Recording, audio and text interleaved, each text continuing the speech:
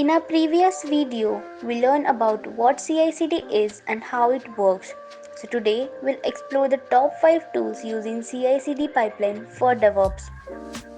First up is Jenkins. Jenkins is an open source automation service that helps you automate your software build, test, and deployment processes.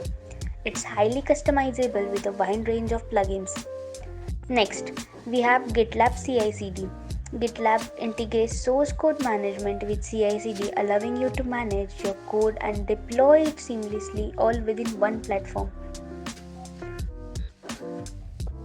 Circle CI is another popular tool. It offers fast and flexible CI/CD pipelines with easy integration into your existing workflow and cloud-based builds that scale effortlessly. Travis CI is great for open source project. It integrates with GitHub and automates the testing and deployment of your code, helping you keep your projects running smoothly. Finally, there's Azure DevOps. This tool from Microsoft provides a suite of development tools including CI/CD pipelines, making it easier to plan, build, and deploy your software. Each of these tools offer unique features to enhance your CI/CD pipeline. Choose the one that best fit your project needs and workflow.